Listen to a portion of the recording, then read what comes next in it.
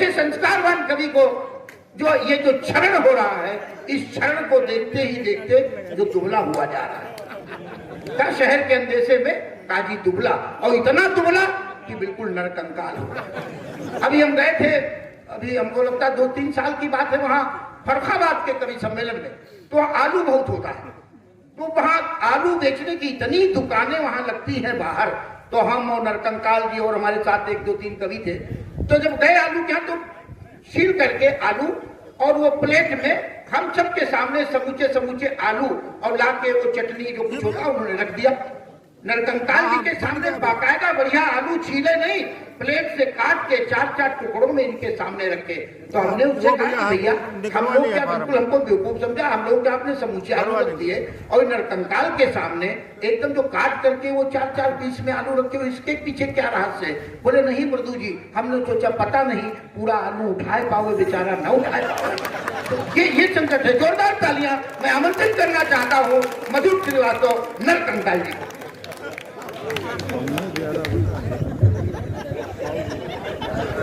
Mic के आक्षेप तो नहीं रहे? जितना हल्के में ले रहे हो उतना हूं नहीं। हल्के के कोतवाल साहब बैठे हैं, वो भी जितना हल्के में मत लो, हल्के के हैं लेकिन हल्के नहीं है। चलिए, माननीय विधायक जी को प्रणाम करता हूँ, प्रमुख जी को प्रणाम करता हूँ, प्रधान जी को प्रणाम करता हूँ, मंचस्थ सभी कवियों को प्रणाम करता हूँ, आदरणीय संचालक जी को प्रणाम करता हूँ। जय। अब इससे ज्यादा चमचागिरी नहीं कर सकता।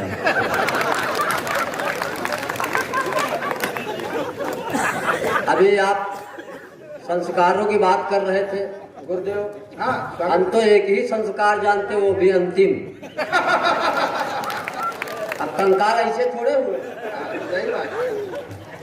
नरकंकाल का मतलब यही है कि इस मंच पे अकेला मैं ही नर हूँ। अगर लग रहा है तो एक बार तालियां ठोक दो। अभी आदरणीय तिवारी जी ने देशभक्ति की बहुत सी कविताएं पढ़ के गए हैं, शहीदों को नमन किया है। हमारी देशभक्ति थोड़ा अलग टाइप की। कंकाल माने हड्डियों का ढांचा, जैसे तधीज की हड्डियों से वज्र बना था, वृत्तासुर का विनाश हुआ था।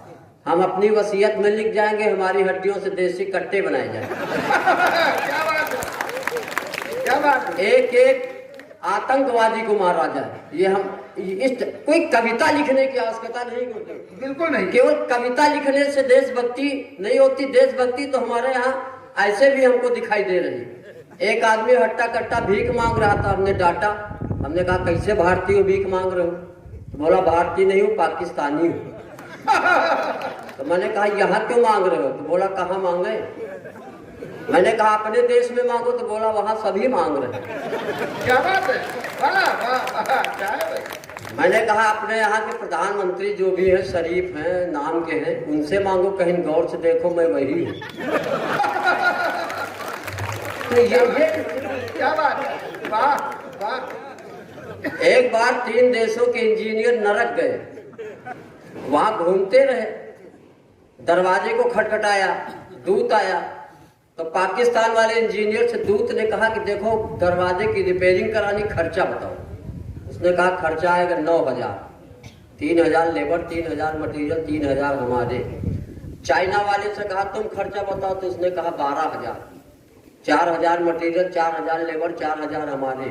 भारत के इंजीनियर से जब पूछा तो उसने कहा सुनो महाराज खर्चा आएगा 29,000।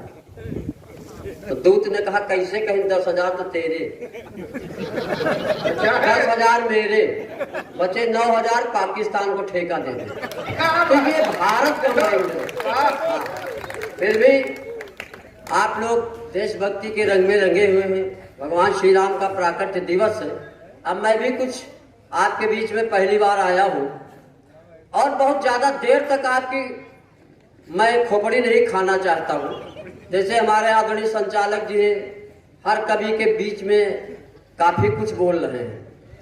एक आदमी ने कहा कि मेरे पिताजी नाले में कूदते थे, नदी से निकलते थे। दूसरे ने कहा मेरे पिताजी नदी में कूदते थे, हिंद महासागर से निकलते थे। संचालक जी ने कहा इतने? मेरे पिताजी टंकी में कूदते थे, टोटी से निकलते थे। तालियां थोड़ा घनत्व बढ़ा दीजिए, थोड़ा सा आपके चेहरों पे। अभी आप आदरणीय कोतवाल जी के विषय में जो बता रहे थे, ऐसा नहीं। हाँ, ऐसा नहीं। मैंने एक बार क्लास में बच्चों से महाभारत के विषय में पूछ रहा था। मैंने कहा महाभारत के विषय में बताओ। तो एक लड़के ने कहा गुरुजी, जैसे कि महाभारत इसलिए हुआ कि द्रौपदी ने कहा था अंधों के अंधे होते। दूसरे लड़के ने कहा नहीं गुरुजी, महाभारत इसलिए हुआ कि दुर्योधन, भगवान श्री कृष्ण ने कहा कि पांडवों को 5 गांव दे दूं, तो दुर्योधन ने कहा ना सुचाक्री ददामि केशव, इसलिए महाभारत हुआ। तीसरे लड़के ने कहा गुरुजी महाभारत होता ही ना अगर पुलिस होती। दोनों पार्टियों को बुला के थाने में मामला ले दे के निपट जाता है और हस्तिनापुर जो है सरकारी संपत्ति घोषित हो जाता है। तालियां थोड़ा सा बजा दीजिए। मैं आप लोगों को कुछ हंसाने का, गुदगुदाने का प्रयास करूंगा, क्योंकि काफी देर से मैं बैठा था कि हमारा नंबर आए। संचालक जी ने थोड़ा बाद में लगा दिया, जब बैठे बैठे हमारा ताव ठंडा हो गया। आजकल हंसाना थोड़ा सा कठिन हो गया है और हर आदमी टेंशन में है। एक आदमी गंगा जी के किनारे बैठा था बहुत टेंशन में। हमने कहा क्यों टेंशन में हो? पत्नी से झगड़ा हुआ, बोला नहीं। हमने कहा पड़ोसी से कोई विवाद हुआ, बोला नहीं। तो हम कहा फिर क्यों टेंशन? बोला हमारे यहाँ जब कोई मरता तो 4 लोग घाट ले जाते हैं। हम सोच रहे हैं जब आखिरी आदमी मरेगा तो कौन ले जाएगा? उसको यही टेंशन खा रहा है। तो चलिए मैं अपनी राष्ट्रभक्ति की कुछ कविताएं पढ़ता हूँ। दादा स्वागत है। आप तो ऐसे मौन हो गए जैसे कि आप टेंशन में ना जाए, इसलिए हम मौन थे।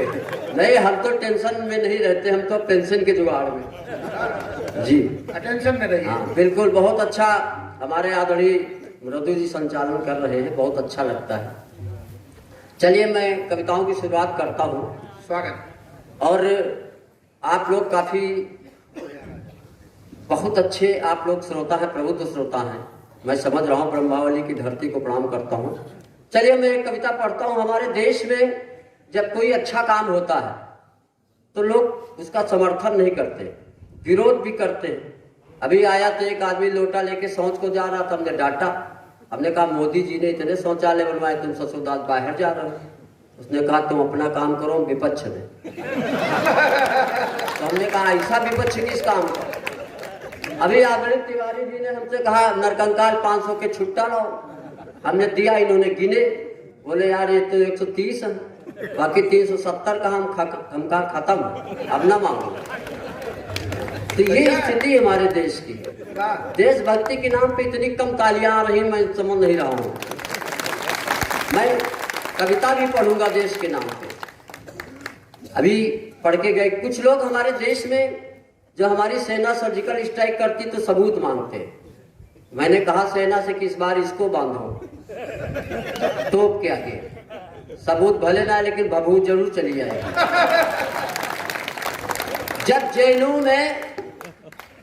जैनों में एक कह रहा था भारत तेरे टुकड़े होंगे इंशाअल्लाह, हमने 2000 का नोट दिया, हम कहा इसके छुट्टे लाओ।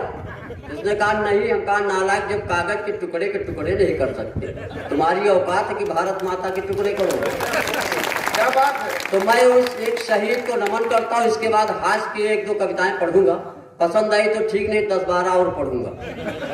जब तक आप लोगों की समझ में नहीं आएगा तब तक पढ़ूंगा, भोर की किरण तक। हमारा काम आसान कर दिया। हाँ बिल्कुल दादा। अब आप तो संचालन बढ़िया करते, इससे अच्छा पशुपालन भी करते हैं। न करते होते तो आवाज दिखते हैं आप आज यहाँ। बिल्कुल। ये पशुपालन बहुत अच्छा लग रहा। तो एक कविता मैं पढ़ता हूँ, जो कि राष्ट्रभक्ति की चर्चा चली। हमारे आदरणीय तिवारी जी ने शहीदों के नाम लिए, भगत सिंह का नाम लिया, चंद्रशेखर आजाद का लिया। अच्छा, देश का हमको भी बहुत टेंशन है, क्योंकि ये लोग रहे नहीं, हमारी भी तबीयत खराब चल रही है। पता नहीं हमारे बाद देश कौन संभालेगा। हाँ, तो ये एक दिन मेरा लड़का आया, आते ही जोर से चिल्लाया, पापा मैं भी दिल्ली जाऊंगा, जेएनयू में एडमिशन करवाऊंगा, मुझे भी करने सपने साकार, मैं भी बनना चाहता हूं कन्हैया कुमार। मैंने कहा खबरदार, जेएनयू जाएगा तो जयचंद बनकर आएगा। इसलिए अल्फ्रेड पार्क जा, वहां की मिट्टी को माथे पे लगा, इन राष्ट्र विरोधी ताकतों को रोक दे और जिस घर से अफजल निकले आजाद बनकर ठोक दे। क्या बात है, जिंदाबाद। बहुत अच्छा। अब इससे ज्यादा देशभक्ति कविता नहीं पढ़ सकता हूँ। अगर चीख दिया, चिल्ला दिया, सांस न लौटे। हाँ, तो ये है देशभक्ति, हर मामले में की जा सकती है। हमारे जैसे नरकंकाल लोग भी देशभक्ति की कविताएं लिख सकते हैं। चलिए मैं थोड़ा सा हल्का करता हूँ, काफी देर से आपके चेहरों पे हंसी नहीं आई, तो मैं हंसाने का प्रयास करता हूँ। हमारे मंच पे दो दो मात्र शक्तियां हैं। अच्छा, ये भी है। हम लोग पढ़ते तो पहले के कवि पढ़ते तो हिरण आते थे, अब हमारे जैसे कवि पढ़ते तो ऐसे ही प्राणी आते हैं। हाँ, लेकिन इनसे भी मैं सीखता हूँ। हमने एकता अगर सीखी तो ऐसे ही प्राणियों से सीखी कि एक कुत्ता भौंका, दूसरा चौका, तीसरा और जोर से भौंका। मोहल्ले के कुत्ते भौंके, हम चौके। हमने एक कुत्ते से कहा, ये क्या बवाल है? उसने कहा, चुप रहो, बिरादरी का सवाल। हाँ, तो हम तो मनुष्य हैं, हमारे अंदर अगर एकता नहीं रहेगी तो क्या रहेगा। तो चलिए मैं मातृशक्तियों को नमन करता हूँ। हमारे यहाँ सबच भी बैठी हुई है। अच्छा, मातृशक्ति को नमन करने का मतलब ये, जब बैंक जाते हो, विड्रॉल भरते हो तो लिखते हो 2000 रुपये मात्र। किसी की औकात नहीं, लिखो 2000 रुपये पित्त, नहीं विड्रॉले नहीं पास होगा। दादा बिल्कुल सही। तो एक कविता मैं पढ़ता हूँ। हमारी मोदी सरकार, हमारी सरकारें नारी सशक्तिकरण के लिए बहुत कुछ कर रही है, लेकिन हमारे यहाँ तो ऐसे ही चल रहा। अभी नवरात्र में दुर्गा जी के 9 रूप की पूजा होती, मैं घर ही में देख लेता हूँ। अगर मेरी पत्नी भोजन परोसती तो अन्नपूर्णा, छोटी छोटी बचत करती तो लक्ष्मी माँ, बच्चों को शिक्षा प्रदान करती तो सरस्वती, अगर प्रेमिका के साथ देख तो रणचंडी। एक दिन मैं सपत्नीक बाइक से जा रहा था, जिंदगी एक सफर है गाना गा रहा था। भैया इसका वॉल्यूम थोड़ा कम कर दो, वॉल्यूम ज्यादा है। इतना पीछे अब ये सबके क्षमता थोड़ी पीछे से बोल रही, तो पीछे वाले बोल रहे हैं ना। तिवारी जी आपको विशेष प्रणाम करता हूँ। अच्छा, तिवारियों को प्रणाम करने डर भी लगता है। एक तिवारी को किया था, उनका DNA टेस्ट हो गया था। एक दिन मैं सपत्नी बाइक से जा रहा था, जिंदगी एक सफर है गाना गा रहा था। सामने से गधा आया, मैं बाइक से टकराया, दोनों लोग नीचे आ गए, 2 मुंह मिट्टी खा गए। 10-12 लोग दौड़े, मेरी पत्नी को उठाया। बहन जी कहाँ चोट लगी, हमदर्दी जताया। मैं दर्द से बिलबिला रहा था, मेरी मदद करो चिल्ला रहा था। मैंने कहा, नालायकों, बहन का ही दुख दर्द मिटाओगे और जीजा जी मर रहे, इनको कब उठाओ। तो नारी सशक्तिकरण तो चल ही रहा, उसमें कुछ योजनाओं की आवश्यकता नहीं है। एक चलिए अवधि की कविता पढ़ता हूँ, और फिर लास्ट में जो कि भगवान श्री राम का आज प्राकट्य दिवस है, भगवान श्री राम पे अगर कुछ ना पढ़ा जाएगा तो मैं समझता हूँ अधूरा रहेगा। काय पाठ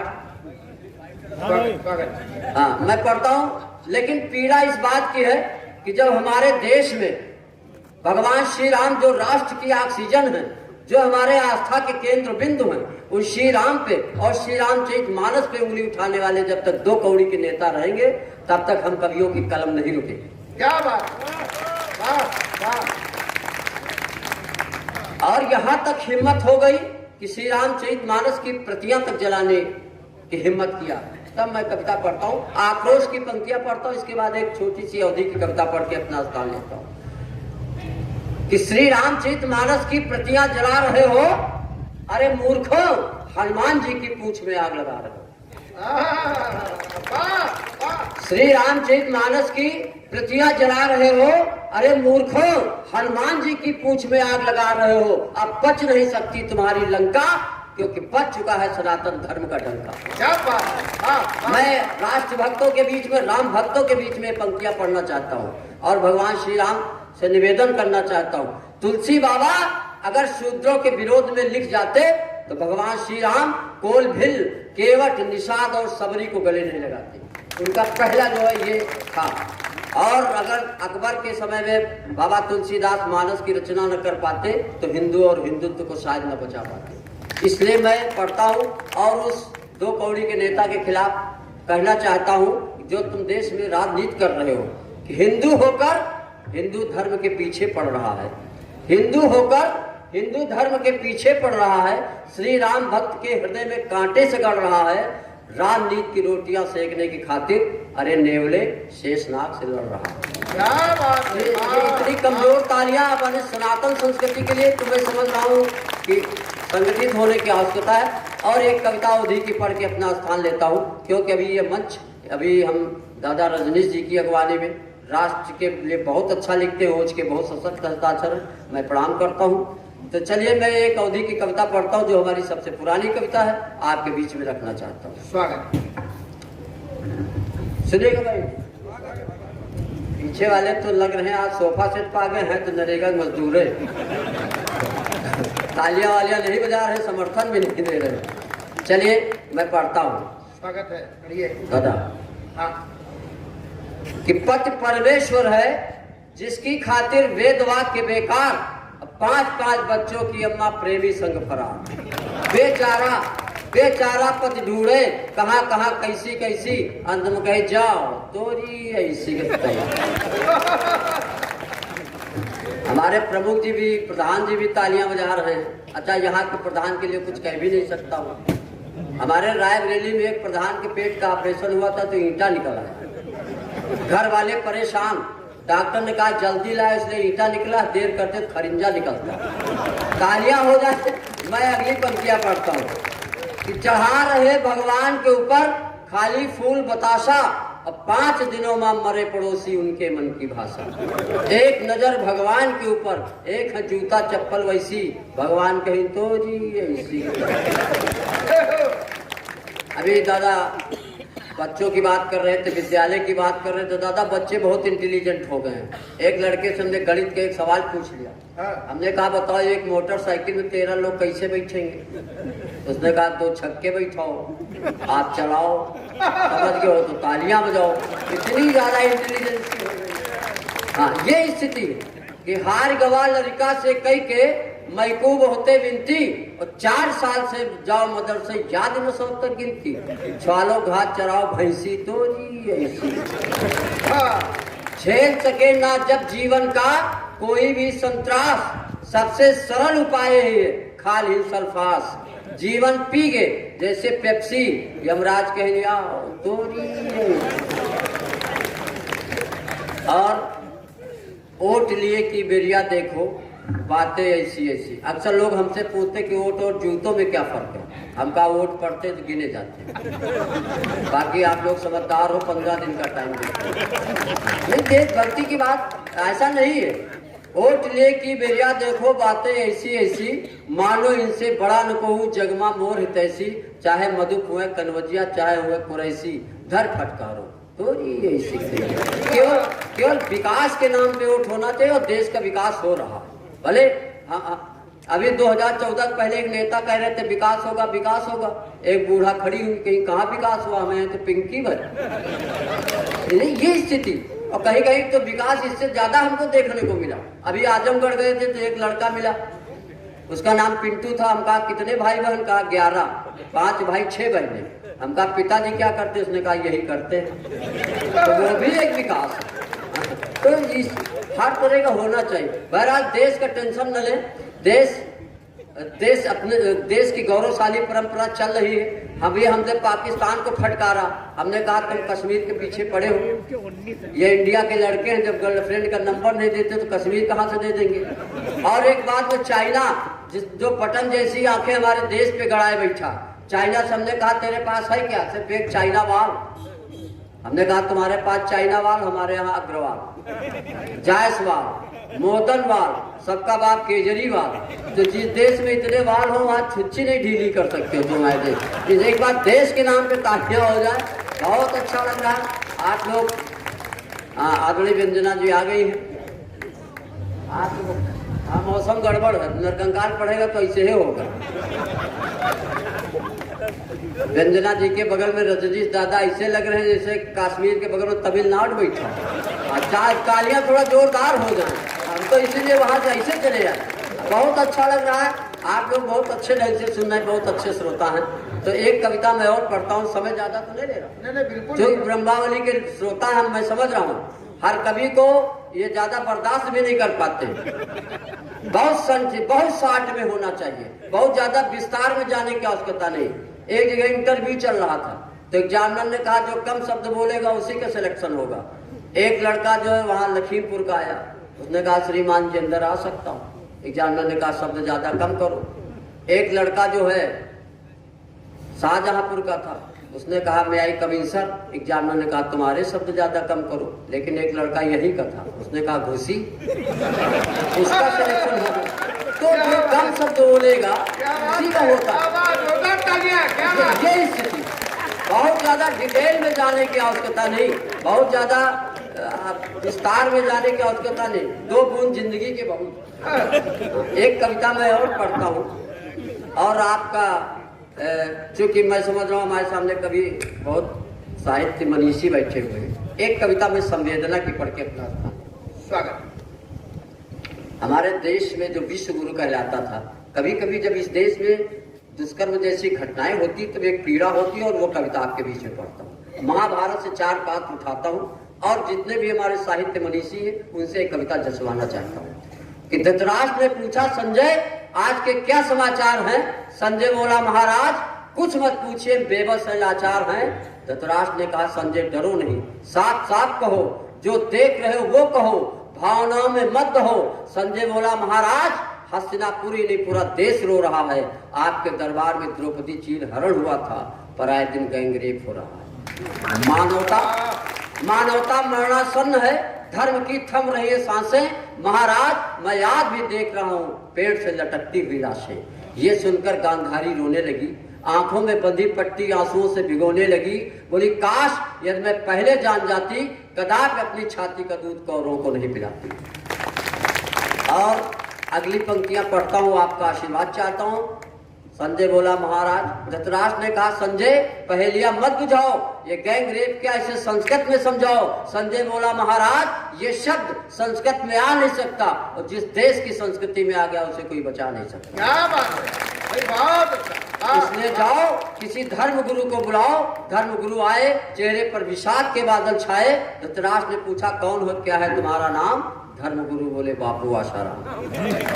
महाराज देश और वंश को बाद में बचाइए, पहले मुझे जेल से छुड़वाइए। और अंतिम संवेदना की पंक्तियां संप्रेषित करता हूँ, आपका आशीर्वाद चाहते हुए विदा लेना चाहता हूँ। संजय बोला महाराज जब तक पांचाली दुशासन के रक्त से अपने केस नहीं धोएगी, इस राष्ट्र की संस्कृति इसी तरह रोएगी। और जब तक भीम की गदा दुर्योधन की जांग नहीं तोड़ेगी, ये समस्या, ये बीमारी देश का पिंड नहीं छोड़ेगी। धन्यवाद। जय हिंद, जय भारत, जय श्री राम।